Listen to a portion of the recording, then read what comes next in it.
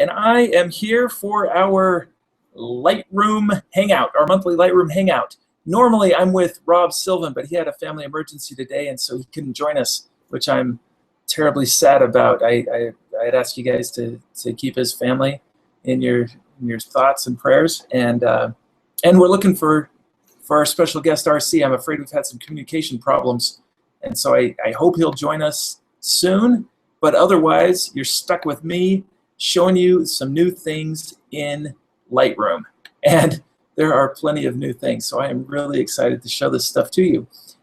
First of all, let me just thank our sponsors. Let me thank Photo Focus for putting us out here every month and giving us so much great content. I've been learning there for the last 6 years, and I think you guys are probably familiar and have learned lots of great stuff from Photo Focus stuff too. If you haven't, we're publishing tips and techniques for making your photography and videography better up to 3 times a day, and we've got a podcast 3 times a month, and I think Rich is wrapping up a business right now. So there's all kinds of great tools to help you grow your photography artistically, technically, post-processingly, and also on the business side, we've got a lot of help for you there too.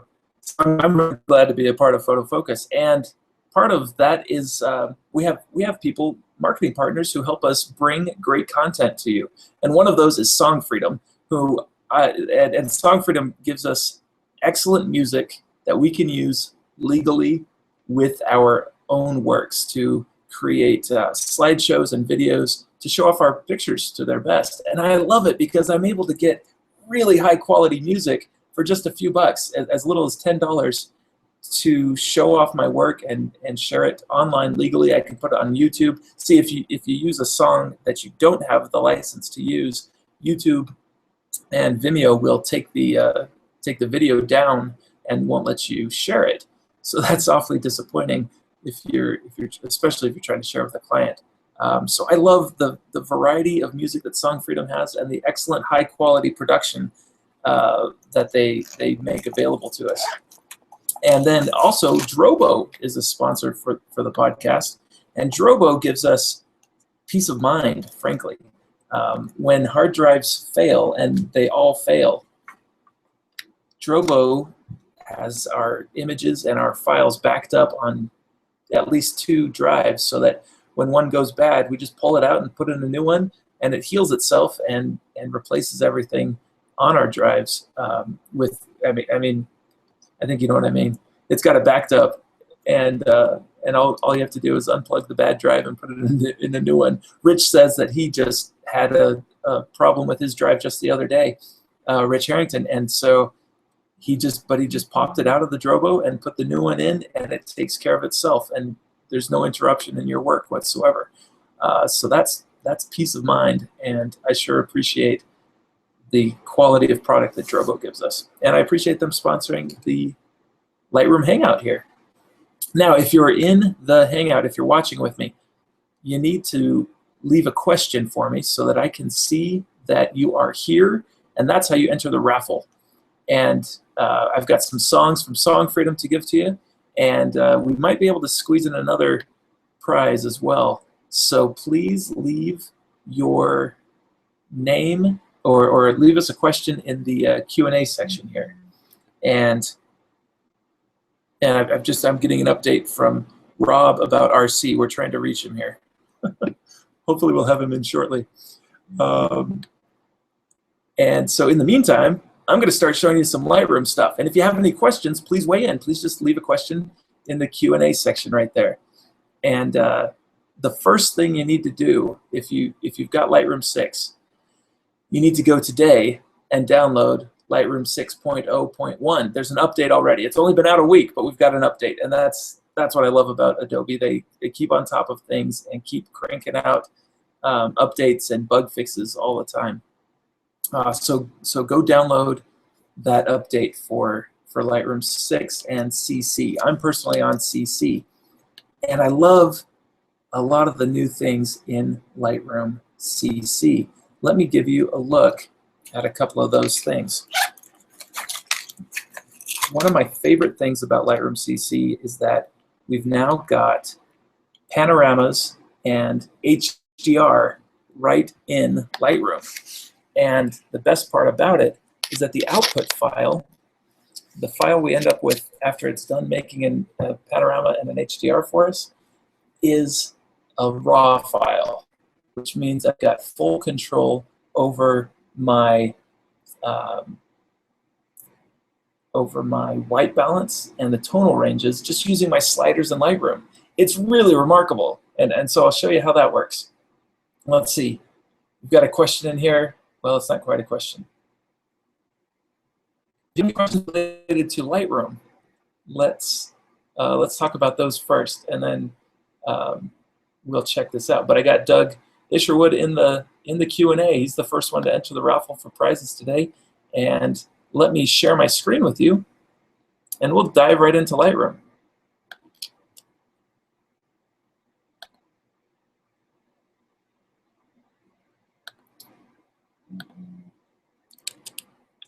Here we go.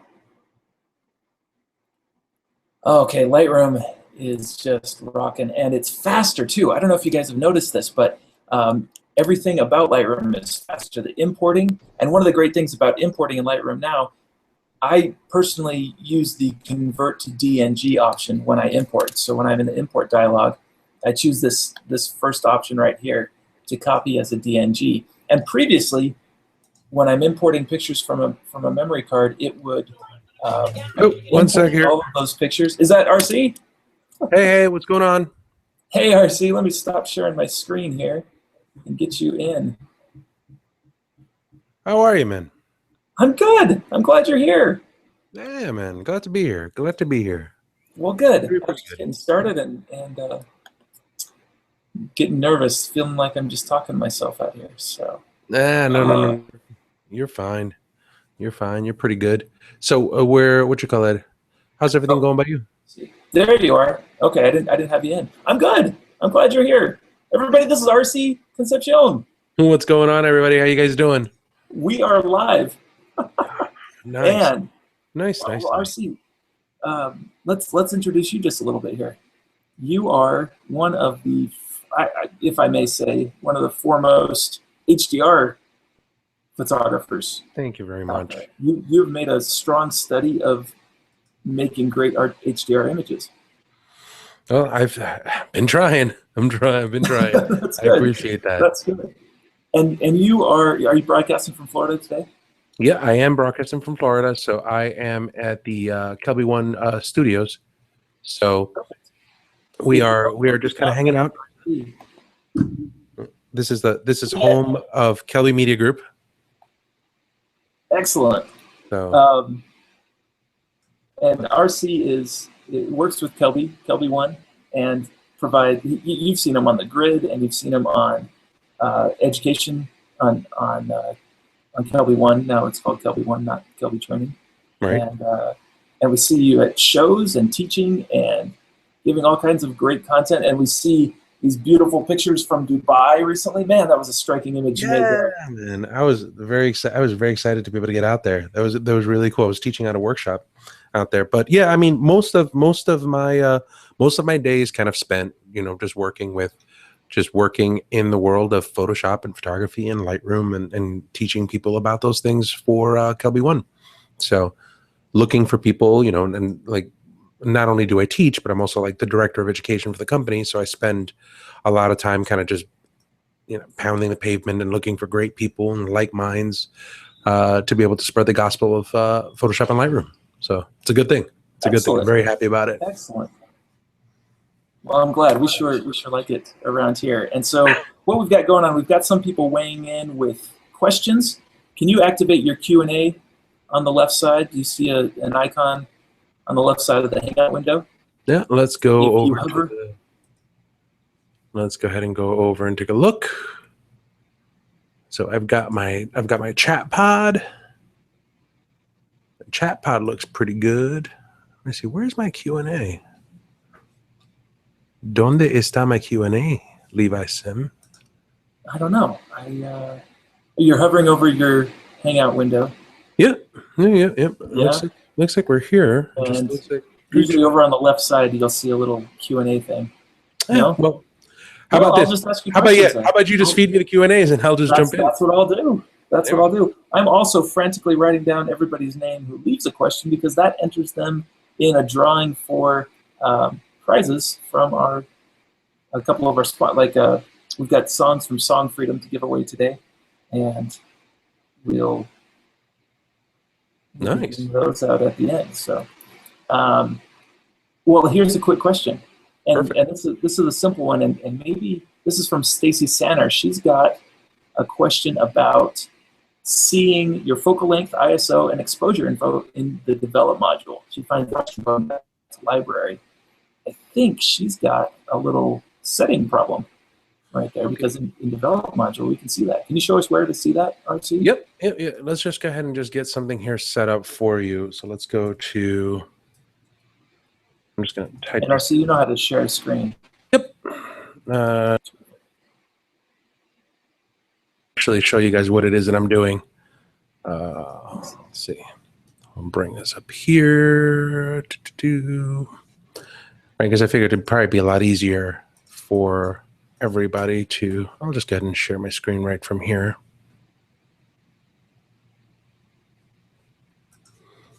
Let's see, there we go. I'll share my desktop, so that makes it a lot easier. Right, so that way, I mean, we can do this inside of my, screen, inside of this one section, but you'll notice that I have a lot of these. This is part of a series that I'm working on right now. You can't really see it, but it's basically a stormtrooper doing laundry. Oh, cool. But I have 203,000 pictures in this one section. So what I'm going to do is I'm just going to click make a new catalog, and we'll just call this one sample. I'll put this one right on the desktop. Okay. That way we're not messing around with the catalog there. And then once we do that, we'll go ahead and I don't want that to sync. I'll go ahead and I'll grab, I've got some pictures that we can kind of play around with. And let's just say that we go to Dara. We'll grab Dara in here. Oh, you know, one of my new favorite things is right here, this section, add to collection. Right during the import, if you click on add to collection inside of here, and you have the option to make a collection right from here, I think that that's a great thing. While you're importing? And what do you do with that? Because I was trying to decide how I'm going to use that. Well, I like having all of everything that I do in terms of management of my files. I tend to do in collection sets and collections. So it's one thing that I think it's a good start. I'm like that part I think is kind of neat. So everything is like a collection set. Then inside of it, there have collections and collections and collections. We'll talk about that in a second. But just eliminating one step during the import, I think is kind of neat. But yeah. So here we have the picture, right? So this is just a regular picture. Now in Lightroom CC, what they've done is they've changed it so that now inside of here, right, you're looking at your view styles here, and you can change your view options from this one section. And inside of your loop view, you have information that you can show right from here, right? So new inside of Lightroom CC are these two options here called camera lens, camera plus lens, or camera plus lens setting. So right now you can see that it shows, 5D Mark III, 16 to 35, 2.8, but then I happen to like lens and setting, because I think that what happens there is not only does it show you all of that, but it also shows you where you were, like at 1 millimeters. Like I shot this at 16 millimeters. Right. So it makes it a lot, or I didn't shoot it. Somebody shot this. That's a good setting. And then we can toggle that just by pressing the I key. Isn't that right? Right. So all you're doing here is just kind of moving into the I key. And we're going through these pretty quick because there's a lot of cool new features. But you can go back and skim through the recording of this. This recording will be hosted right on Photo Focus forever. So you can go back and watch the recording if there's a specific spot you want to catch up on. Kind So I figured, why don't you do this? So I'm over in the develop module right now. Perfect. See, all of the stuff that we were doing previously, we're doing it in the library module, and just hitting that icon kind of cycles through the first view, second view, and then off. So if you go over here, right, inside of your view options, that's what they were talking about here in the loop view. So you have loop info 1, loop info 2, and you can set those 2 sections and then loop info off. So when you hit I, what you're looking at there is the first set of information, loop info 1. Hit it again, loop info 2, click it again, and it turns it off. So I is your friend. Excellent. Well, and then also within develop module or library, right under the histogram, it tells you all your exposure information as well. Mm-hmm. And so we're still looking at RC's screen on there. And so Stacy, if you expand your histogram downward, maybe you've got that collapsed, or maybe you've got it hidden even. If you right-click on one of the tabs, you'll be able to hide or show your histogram. But right under your histogram is exposure information. Right. So this could give you a quick kind of heads-up view on this. A lot of the times I don't tend to use this part. What I thought was really useful was that 16 millimeter, but I mean, you're getting all of that stuff here. The only thing that you don't get here really is, camera type and all that kind of stuff. So I'll just usually just eye right through it and get what I want. Oh yeah, okay, that's pretty cool. And just eye right out. Right on, right on. Well, let's dig into a kind of a more fun one here, RC. The next question from Vernon says, how does Lightroom's HDR compare to Photomatic's or Nik? I get it's more convenient. How does it compare in quality and options? It's wild because it's like they didn't really try. Lightroom wasn't really trying to be an alternative for most of these kinds of things. What they were looking to do in this case was they wanted to do something different, which is kind of weird. Like, for example, I'll show you. We'll go inside of here. It really is completely different too. Yeah, it's you know what, for better or for worse, and I think I've argued this a little bit, but one of the things that Adobe has said is that you don't need this many. So let's just go through the feature real quick. Why not while we're here, right? Yeah. So we'll grab 1, we'll grab 2, we'll grab 3. They're saying that you need a lot less information than you did previously. I'm like, all right, well, that's kind of cool. I'm glad. I'll take all of these. I'll add them to a collection, and I'll call it hotel. I'm going to import them real quick inside of here. Then I'm going to take, now I'm just going to use plus and minus to kind of increase and decrease my thumbnails. So I'll go 1, 2, 3, right click, photo merge, HDR. All right.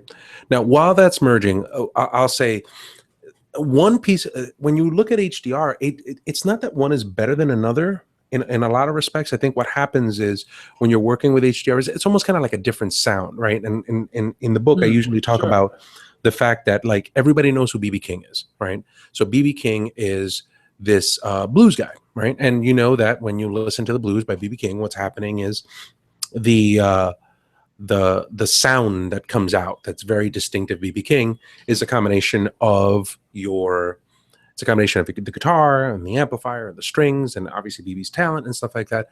But you know that it sounds like a specific way, right? And then when you look at, let's say, Metallica, right? Metallica sounds nothing like BB King. It's a guitar, it's the same thing, but the strings and the type of guitar and the amplifier and all of that kind of stuff collectively make a sound that's very unlike whatever this BB King sound is. So those sounds in software have a lot to do with things like algorithms and formulas. So let's say like Photomatic uses an algorithm called, I think it's called the Vital algorithm, and they process HDR one way. So that is one sound, right? And then you take a look at, let's say, HDRFX Pro. HDRFX Pro uses a different algorithm. They're not going to talk to each other because that's their secret sauce. So HDRFX Pro uses a different algorithm and produces a different sound, right? Sometimes I want to listen to BB King. Sometimes I want to listen to Metallica, depending on the file, depending on my mood, depending on how I think the file should be treated. Those kinds of things happen. So now Photoshop kind of sits in a really weird space in that what they did is they created their own sound, and their sound had a predisposition for being realistic. So they didn't want to do Photomatics. They didn't want to do HDRFX Pro. They wanted to do something that was very specific to the naturalistic look. So when you're looking at something like what's happening inside of Lightroom, I think Lightroom has done a great job of giving you that kind of speed. I'm just going to minimize this here real quick. So you'll notice that we did the merge here. And then the merge produces this one file. Do you ever use the auto tone? And all that really does is set some sliders. Is that right? Yeah. All that's doing is just moving some of the sliders inside of the develop module for you. So it's not bad, but you know, I usually just leave it off, and then from there just click on merge. Now, two things that I think that they've done here that are pretty cool. So they take those files, they merge those files down, and it makes it into a 16-bit, but it makes it into a 16-bit DNG. That part I thought was kind of neat. That's because remarkable. now when you're working with this, so this happens to be the HDR file.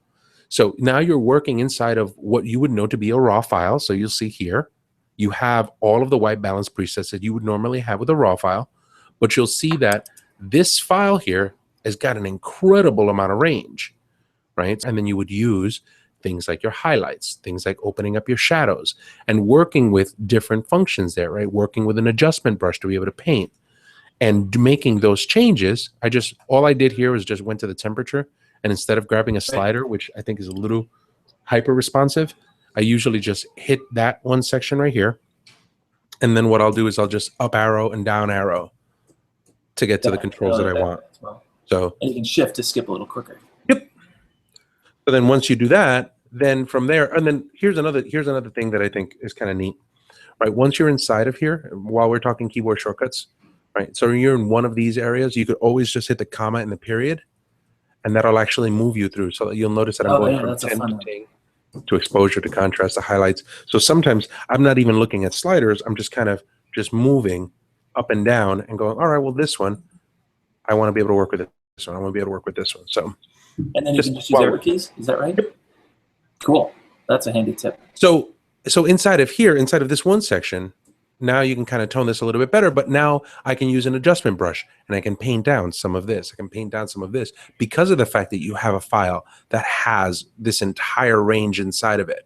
I'll go ahead and we can take a look at that. One of the other options that I think that's cool inside of Lightroom CC is that now they let you do it in headless mode. So you can take those same three files, and if you hold on the shift key when you do the HDR merge, it sends it to the background, and then you can just continue to work on something on your computer, and it makes it, you know, I hate waiting. So for me, I think it's pretty cool. Exactly. So I love that even while they're cooking, you can still start doing other HDRs and or panoramas or anything else that you're doing, and the progress bar just advances across the top there. Oh, yeah. The HDR book, right? Thanks, man. Yeah, it's done extremely well, right? It's in its second. It went to a second edition. Oh, good. It's been reprinted. Yeah, it's been reprinted a couple times and things like that. So it's like a bona fide bestseller. Like it did very, very well, and it was all based on the pretext of the fact that, like, you know what, a monkey can do HDR. This stuff is easy. Like I love that people like the work, right? I think it's kind of cool that they like it. But at the same time, what happens is jiggling these sliders is pretty much all of the art of HDR. All right, all you're doing is just grabbing this stuff and wiggling it in different directions. Really, the part that's harder is the post-processing side of it. But like, I'll tell you exactly what I do to 99% of my pictures right now. Strength goes to 100. Strength goes to 100. Lighting adjustments goes 3/4 all the way over to the right. That controls the Harry Potter effect, if you will. So strength there, lighting adjustment there, tone compression all the way up, detail contrast all the way up. From there, gamma goes all the way down. At that point, maybe not so much down. Then at that point, white balance is kind of played with a little bit. Whenever you adjust your gamma and your white point, that will automatically make your picture a little bit darker. You might have to offset that by bringing back some of your tone compression or some of your detail contrast. Once you have those things done, micro smoothing goes down, color saturation goes up a little bit. And then at that point, you might want to play with, you know, temperature or something like that. Right. So this was a little bit of a cool file. I'll go ahead and I'll do that for now. Now save and re-import. That's it. Like it's dumb how easy it is. But so that's the DNG file. Here's one thing that I think sucks about Lightroom, right? So inside of here, like I did all of these changes, right? Now I got to go back over here, go to all catalogs because it doesn't throw it inside of the catalog. It doesn't throw it inside of the collection. So now you got to go there, open the collection up, bring it back inside of here. And now there's the file that we were working with. So there's that one file. The HDR file is in here somewhere as well. But look, this looks a little different, right? Yeah, and we don't get that effect. And it's supposed to look a little different, right? Like if you look at these two, right? One's naturalistic, one's kind of got that cartoony look to it. Sure. Right? Well, So, it's got that thing that catches your eye. Right. So that thing right there, this is what people have known to be the effect. And for better or for worse, I mean, you can kind of play with this. But here's the part that sucks, right? Like this part right here is not good. This part right here is not good. This part right here is not good. So I could see myself conceivably grabbing this from this one area, bringing it over, grab it from here, from here, from here. And I think that that's the key when you're working with HDR is mostly the post-processing of the file. That's not to say that one is better or worse. It's just to say that they're different, and it all varies on the type of style that you're working on, the type of picture that you're looking at. So very long way to be able to tell you it depends. Well, thanks for your question, Vernon. And thanks for showing us around HDR, RC. Let's see here. How about, okay, so this is one that I'm struggling with myself, RC. Facial recognition is new in Lightroom. And Lightroom can recognize people in our pictures and tag them as a keyword, right? Mm-hmm. Well, here's an interesting question. He says, how does facial recognition work with existing name tags? So if I've already got people in my catalog that I've tagged, and this is Grandpa, and Grandpa's in this picture, and this picture, and picture. If I then use the facial recognition and I tag him as Grandpa, are the name tags overlapping like that? Have you done anything with that? Well, you can grab those tags and actually convert them into name tags. Let me just go ahead and go over here real quick. I don't know if I have anything. Now, do you have a screen share on yours? Do you have your? I do. Let's take a look at yours. Let me take a look at how you have yours set up. Well, I don't even. That's part of what I'm struggling with the facial recognition is that it doesn't fit in my apparent workflow. Okay. I'm not seeing how I'm going to use it. And so let me import a collection inside of here and just kind of get it. I'm just trying to see if I have a name tag that's set up for these guys here. Let's see. I think that the name concept is pretty good, but to be honest with you, like I've never really used it from a I've never done that for people. Oh, here, hold up a second. Let me do this while we're working with it. I'd love to be able to get a little bit more clarification about what it is that how they're working on it, right? So here, right, Ken, if you're still in there, maybe you can give us a little more information. Yeah, like I'd love to know what they're having a problem with it, right? So inside of here, what we have is this one section right here, right? So you have Brandon for once you import a collection. So I imported a collection of 20. Then you have people view. Now, what I'm going to do here is I'm just going to set it for only 5 faces as needed. Because at that point, the only thing that it'll do is it'll start going through inside of here, like I did a previous import, right? So inside of there, I'm in grid mode. If you click over here, you'll go to people view. Right. And you'll see that it starts now grabbing all of that information and it starts pushing all of that information over for that. So now how that works in that one section is you have these sections here, right? And it says, all right, well, I have this person and this person happens to be, my friend Brandon, right? So this happens to be Brandon. This happens to be Brandon. So at any point in time, you can come over here and you can click on this, type in Brandon, you would hit the enter key. And now that person is sitting inside of that one space. So now from here, what I want to do is I want to grab all of those other people.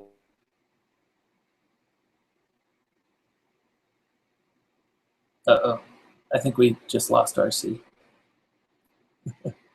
He got a little too clicky with his clicker and cut himself out. I'm sure he'll be right back. And so in the meantime, while we wait for RC to come back and see if he realizes that he's not in, let me check out another question right here. Let's go, well, and let me show you panoramas then while we're waiting for RC to come back. panoramas are the funnest thing to do, and I think they are just wonderful. And the thing about panoramas is that you don't have to do them as a horizontal picture. I'm showing you stuff on my screen that you're not seeing because I haven't shared my screen. Let me share my screen. There we go. You don't have to do just a horizontal picture to make a panorama. For instance, this picture is a panorama of, I think it's done in 3 rows. So it's all of these pictures right here. Is that all it is? No, that's not all it is. Yeah, that's all it is. And it's just 2 rows. And these pictures are stacked up. Here's what those look like. These pictures are all stacked up on top of each other. It is 3 rows. And then compiled into a single big grid image.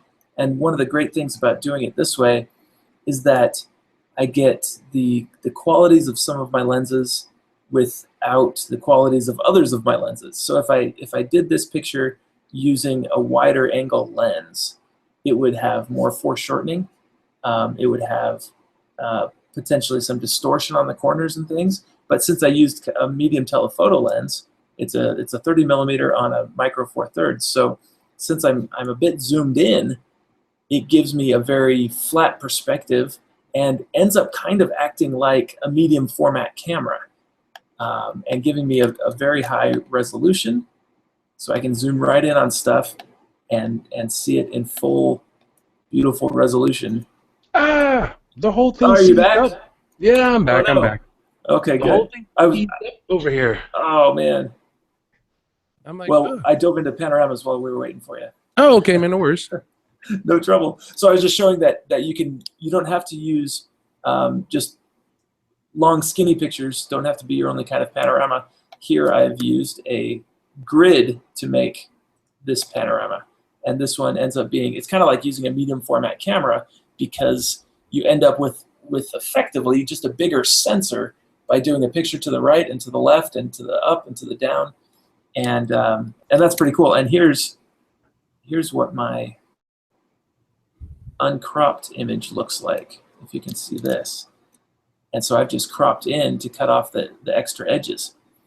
And I really think you guys should try making some panoramas that are not just horizontal. It gives you a different view of the world that is really pretty powerful. So I sure love that. And then, like we said about the HDRs, you've still got full white balance control, like a raw image, not stuck to the output from a TIFF. And I think that's pretty awesome. Anyway, let's go back to facial stuff. RC. Yeah. RC, guess what? I've been talking to myself. What was that? You're back. I was talking to myself, and you weren't in because of the setting I had on the cameraman. RC joined us a few minutes ago, and you guys didn't hear him come back in. So RC is back, and he's we're just faces. Ran a little bit of a technical thing here, but I think we're pretty good now. So we left off on the concept of people. We're talking about people and people key tag, people keywording. Okay, so right now, one of the things that you want to do with these kinds of, with your collection of people, is you want to be able to grab these people and move them from unnamed people to named people. And once you do that, then at that point, you can go ahead and just find similar faces, and it'll tell you, all right, well, are all of these people that you have in this one list that's here associated with that one people keyword? So if so, you can always just single click or shift click or command click, drag them into the known people, and it'll continue to just kind of learn off of that spot, and you can continue to add to those sections for that one individual.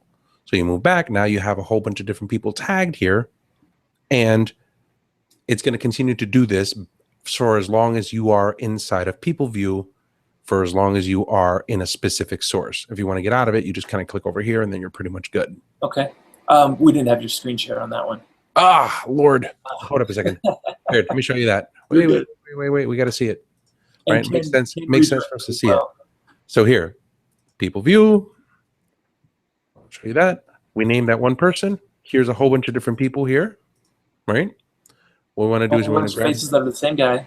Say, well, similar guy. What I did here is I went to find similar. Okay. It looks through and it says, are all of these people Brandon? All right. If it is, then you can just grab them, drag them inside of there, and it'll continue to search. Continue to search. If it isn't Brandon, then you would say, well, no, it's not Brandon. So you're inside of this one section here, inside of people, right, and it's moving you through all of these. And here's something that I think is cool, because it's like as it's going through it, it also starts kind of lumping and collecting all of these things. You'll see here, it'll stack a series of pictures. Like right now, there's 13 people in there. If you hold down the Option key and drag to the left and to the right, you'll scan through those people.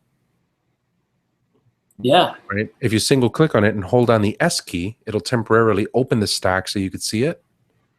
And let it go. Brings the stack back. All of those people are him. You drag it and move it in there.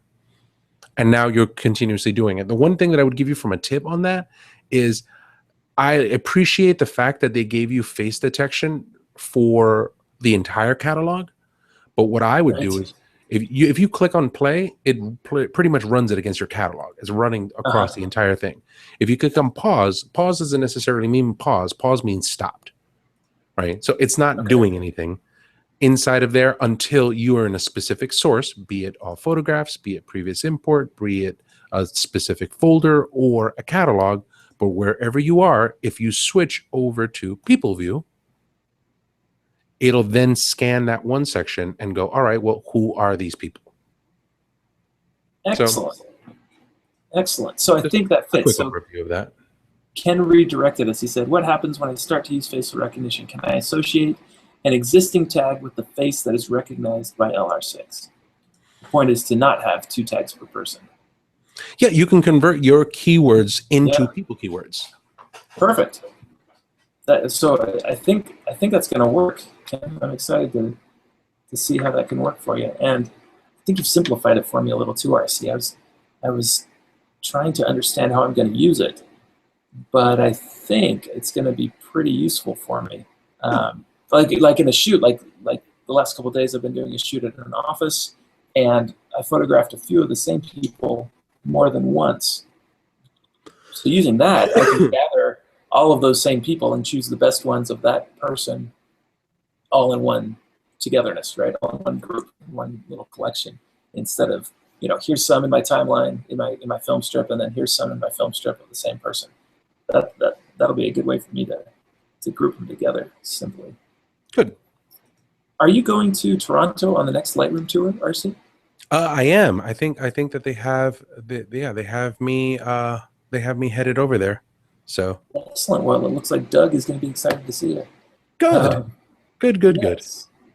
And what else has been stunning to you about Lightroom? Well, I like right now what I'm digging is I'm digging the HDR, I'm digging the panorama. I think that part is pretty cool. I'm digging the collection thing, which I think is pretty neat. And it sounds dumb, but it's just like those little tiny improvements for me have been pretty good. I like the fact that the web module has gone to an HTML5 rather than using Flash, because I tend to send people just quick, web modules. So that part I think is kind of neat. The HDR was kind of okay. Here, actually, let's show you while we're here rather than just say it. Switch over here real quick. Incidentally, can facial recognition find your cat? Can facial recognition find your cat? No, but you can draw. That's what asking. And I don't know. I've never. Well, here. Actually, I haven't tried it either. Although somebody else said, "Is it ready?" Because it seems to be. Well, where'd that one go? All right. Well, let's do this. Somebody mentioned that it's finding other stuff. I might have hit the wrong question. Anyway. Here, let me pull out my screen share. Here, pull this out. So now I have a cat. All right. So we'll go ahead and we'll have cat faces there. We'll import those cat faces. I love that you had cat faces ready to. Well, no. The only reason we had the cat faces was like the Swiss Army knife of picture catalogs. Here, it's cats. Yeah. So the only reason that we had it was because they added pet eye correction to it. Right. So I had to have an example for pet eye. So like if you go over here, right, and you take a look at this, the red eye correction for pets is very different than for humans. So what they did is now inside of here you have red eye correction, and you see that now you have red eye and pet eye. So red eye, if you did red eye correction here, right? So we'll drag and draw out, right? I don't know. I don't even know what it did there. Nope. That sucks. Because it didn't find any red. Right? Didn't find any, so can't do anything with it, right? Yeah. So now if you switch to pet eye, watch. Come over here, drag out. Bingo. That's not bad. Wow, that's come on. really not bad. Hold up a second. Let's get the eye. Whoop. Right? So that's not too bad. Yeah. I probably could have done a better job on this one over here, but it's not that bad. So now let's go over here, right? So we'll go back to the library, and then we'll go to facial recognition. I don't know if this is going to work, guys, but no people found, right? No people found. But inside of here, right, if you wanted to, right, can we draw a face for this person or draw a face for this cat, right? So here you have the cat. You're in the library module. I don't know why you would do this, but okay. Right. Here you have this draw face region. Yes. Right. So you click on that, and now you can actually here, and click, and I'm going to draw a face. And there, I'll just call it, I'm going to call it Toonses. So now, theoretically, you should have Toonses. All right, it's gonna recognize Toonses. Toons is the demon cat. I love how it doesn't use the red eye correction though into it. Yeah, in the preview. Yeah. Right. So now that's a pretty. I mean, that's a bit of a processor heavy thing, isn't it? That it's applying to the file that we see when we open it. Right. Mr. Bigglesworth. Is it really Mr. Biggles? Oh, I have no idea. I don't know who these. I don't have any pets. This is like stock photography. I'm not allowed to have any pets just yet. At least not big pets. We have at home we have a pet snail and we have a fish. That's it. So we have a rescue snail. Snail? You keep the snail in the house, or? Yeah, I mean it's literally like the size of a pinky. I have a 6-year-old, and when she was 4, they put her in the car for pickup, and the teacher was just like, "Well, she has a snail in her hand. She saw it outside, and she wanted to rescue it. So you might want to go get." And like my 4-year-old's in the back going, "Terranium, we need a terranium," and I'm like, "You're 4. How do you know what the hell a terranium is?" So, that's terrific. Yeah, you got to come out here. We've got slugs the size of your head, out here in Portland. So we'll have a blast. Yeah, I know they're slimy. Yeah. That's terrific. What is? Oh well, a quick sponsor break here. I just want to say thank you again to Song Freedom for helping us host the webcast and the and Photo Focus every month, all month long, bringing you 3 new articles to help you improve your photography and videography every day, as well as the podcast, and also Drobo, who provides terrific backup solutions to help you when you need it. I mean, it's peace of mind. So highly recommend you check those 2 out. And if you'd like to be entered in the drawing for some free songs for Song Freedom, please leave a question or just say hello in the Q&A section. That's how you enter the raffle. If you don't enter in there, I can't write your name down and enter you in the drawing. So please weigh in the Q&A if you'd like to be entered for the raffle for prizes. Nice. And yeah, it's cool that people help us do these things. Let's see how we doing. There's a question here. I'm still trying to figure out how to be able to get the questions. I'm like, I really want to see. Right, that's strange. That didn't show up on yours. That's pretty peculiar. Maybe it's part of the function as the official host. It could be. I'm always the host, but it seems like the other guys usually get to see it too. And Rob couldn't join us. He had to take his kid to the emergency room. So I'm pushing well wishes his way. Absolutely. Absolutely. Hope everything's going well there. Now I can't see the question I was thinking. What questions are people asking you lately, RC, about? Well, you know, a lot of the stuff that people ask on our side is more workflow questions more than they do anything else. Like, how do you organize? Right. How do you manage all of this kind of stuff? That seems to be. Lightroom is actually a very easy program to kind of get under your belt. Like at Kelby One, like we have a class that teaches you Lightroom in an hour. You know, it doesn't teach you everything, but you know, it teaches you exactly what you need to be able to get into Lightroom. But I'm fairly confident that you can do Lightroom in a couple of days, or you can do Lightroom. I mean, I teach an 8-hour seminar on it. You can do it in a couple of days. You sit down and you work it through. Really, at its core, it's camera raw plus organization. That's Right. all it is. But what happens with it is, I think that when people start using Lightroom, they almost kind of half use it, right? Somebody's just like, oh, you gotta use Lightroom, you gotta use Lightroom. I'm like, yeah, totally, I totally have to. And they jump in and they start throwing stuff in it and throwing stuff in it and throwing stuff in it. And then they're like, I don't know how to find what I'm working on. I don't know how to get the images that I need to work with. I don't know how to organize them. I don't know where everything is half the time. And I think that that's kind of what happens with people, is people come into it at that point and they don't know how to make sense of it all. So we get a lot of questions about the organization. We get a lot of questions about how do I make it work for me? So that's where I spend a lot of my time. Oh, that's the part that I think is kind of neat with working with it. Like something as simple as this. I'll switch over here real quick. Right. While you're pulling that up, one question is about the easiest way to transfer working files from your laptop to your desktop. So have that in the back of your mind. Okay. And then I've got one more demo. We haven't shown off brushable filters yet. Okay. Cool. Show that off as a new feature too. All right. So I have these sections here. We'll move out of this, right? So you could see that over on this side, right, you could have a series of collections. Like right now I have Brandon Ford, Cats, Dira, Hotel. And if you start adding more and more and more to those, this collections bar over here can get really, really long, right? I thought it was neat in CC. They added now this filter keyword, this filter collections, which really should say search. I mean, that's all it is. It's a search. But if you type in Brandon, it'll show you all of the collections that have the word Brandon in it, right? And it's basically their way of trying to be able to get you to make sense of all of this, right? So if you were to look at, let's say, my main catalog,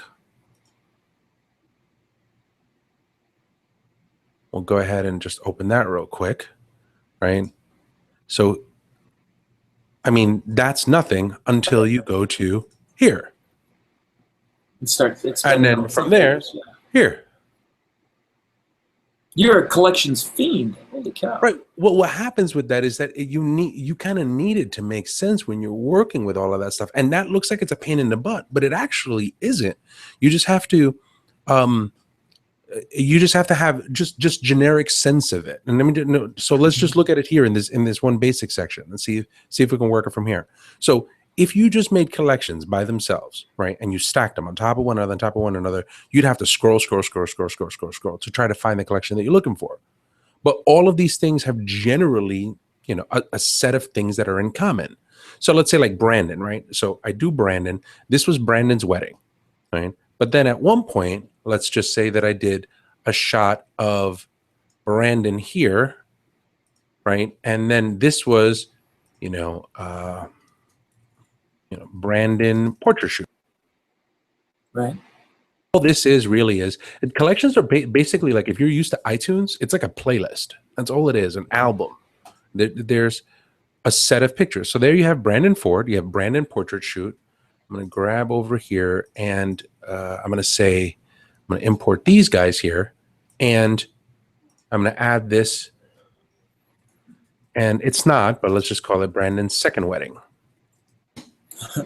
Right. So inside of here, you have 3 Brandon Ford things that you have, but all of them have one thing in common, and that's the fact that there's Brandon that's in it. So technically what you can do is you could take these 3 collections and organize them hierarchically to do something, right? And that's where collection sets come into place. When you do a collection set, what it does is it allows you to take stuff and block data into a more organized fashion. So technically, all of this stuff could go under a collection set called Brandon Ford. And then I'll call it Brandon Ford collection. Now you have a collection set. You can grab Brandon Ford and throw it in there. You can grab Brandon Ford and throw it in there. You can grab Brandon Ford and throw it in there. So now this one really is, you could rename this one and call it, First Wedding. Right. And then here's your portrait shoot. It doesn't have to be called Brandon Portrait Shoot. It could just be called Portrait. This one is Second Wedding. So now whenever you need to find something that's Brandon related, you just go to the Brandon collection and there's all of the stuff. But it gets even crazier though, because I mean, there's a lot of different things that you can do with him. Like right now, you have the first wedding and you have 20 pictures that you did for the wedding.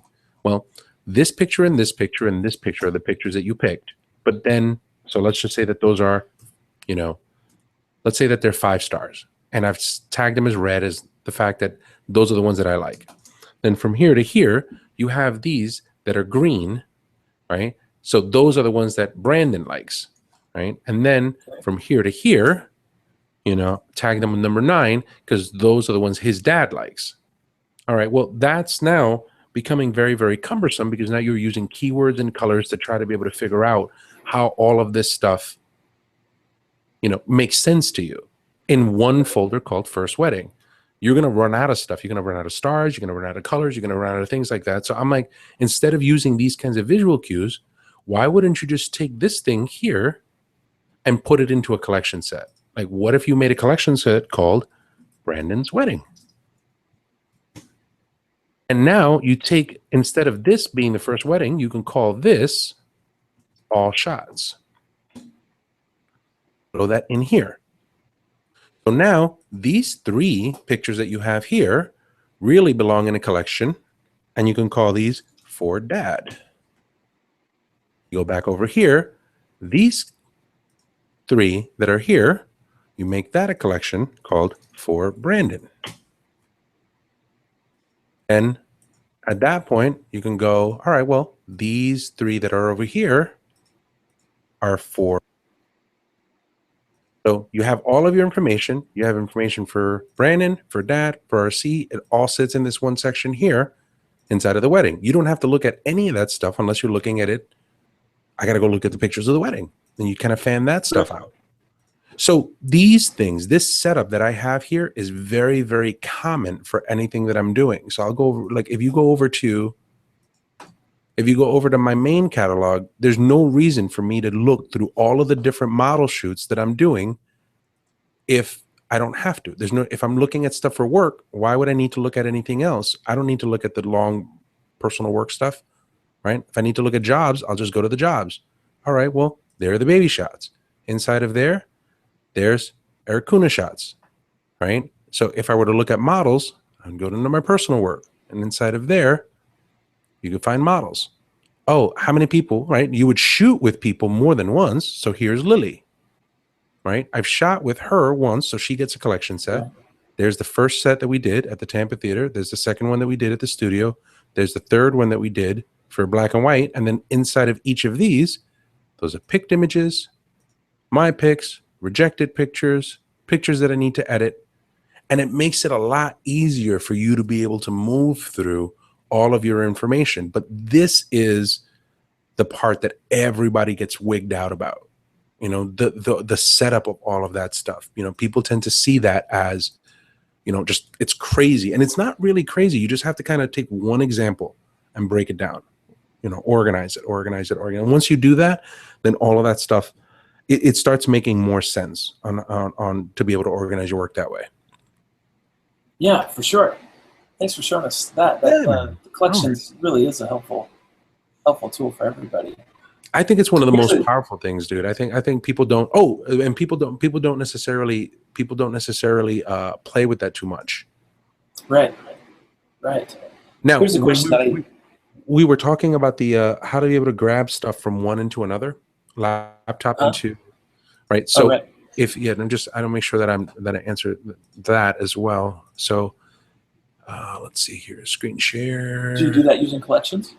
No, well, what I would do is I would just do that using a catalog. I would have a catalog of information. So inside of here, right, this is the catalog, LRCat and previews, right? So whenever you have a catalog and you create a new catalog on your laptop or wherever you are, right, you click on File, New Catalog, right? You could set it wherever. I just called it Sample, and it made this folder, and inside of there, it made those two sections. So let's see. I'll go to Sample again. I'll show you what we have in there. And this is going to be a small catalog because there's really not that much to it. It's only 63 pictures, right? So all of the stuff that you see here is really corresponding to two things, right? It's this catalog that you have here, right? Sample.lrcat and these previews, which are your thumbnail previews, and then the location of all of the images that you're working with, which is somewhere in here, right? So all of this stuff would be the stuff that you would have on your hard drive. Right. Technically, you could then just take this, copy it somewhere, copy it to your desktop, copy it somewhere there. And once you have that there, you would go and you would open your original collection. So you just relaunch. Let's say now I'm back at my desktop. I've thrown these things off of my laptop there, and I would just go import from another catalog. You click on that, go to where you saved it. There's the catalog, click choose. And it says, okay, well, there's all of the information that you have. There's all of the images that you're working with. There's all of the collections that you have. There's 63 new photos. And how do you want to handle it? Do you want to add them to the catalog without moving? Do you want to copy them to a new location?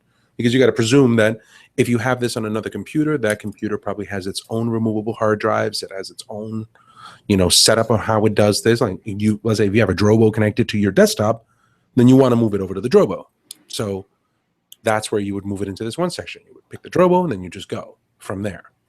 So if anything changed, then what do you want to do? Do you want to change the stuff that's on the destination? Do you want to change? You want to leave the stuff that's on the destination and just move that stuff over? So you have the option to move all of this kind of stuff here. Once you do that, you just click on import, and you're pretty much good to go. So it would add all of these pictures inside of my existing catalog. Now, I'm not going to do that because I already have them there, and I don't necessarily want to bombard my stuff. But it's not an incredibly hard process. It's just, step 1, step 2, step 3, and moving right down. Right. Well, and one of the things too is that like somebody planning effort. But it can also just evolve though. Mm-hmm. You don't have to be perfect to start with. You can reorganize without destroying anything. Oh, absolutely. That's something I love about Lightroom. Absolutely. Absolutely. I mean, it takes a little bit of planning. And the model shoots that I do, I have them located under a personal directory, right? Mm-hmm. But then I'm like, well, really, I shoot models a lot more for work than I do for personal stuff. So I don't know why I put it inside of my personal. Probably do this. Let me go ahead and just share. Come on, and share. Share here in the collections. What I'll do is I'll make a collection set called, job, whatever it is, wedding, bar mitzvah, birthday party, my family vacation, whatever it is, right? Call it whatever that is. I'm going to create a collection set. That one's called job, right? Inside of that one, what I'll do is I'll create usually all called a collection. Inside of that job, I create another collection called to edit. And inside of that, I create another collection called edit. And the last one that I create is called for. Really? And you move them around as you go? So right there, so any job, any wedding, anything that I do, I usually have that right there. And then I usually create these 4 collections, which I think sucks because in Lightroom CC, they offer you this option now, which they didn't do before. You could right click and make a duplicate collection. Oh, which I thought was really cool, right? Now you can make a duplicate collection. But the one thing that they don't let you do is they don't let you make a duplicate of this collection set. Watch. Duplicate collection set. There it is. It doesn't put any of these. Oh, it doesn't populate it. Oh, man. I'm like, I do this all the time. Every job, Right. every project, everything that I do has this collection structure. So what happens is you go shoot the wedding. As soon as you shoot the wedding, it gets thrown into the all images folder. And then from there, make my picks, my ranks.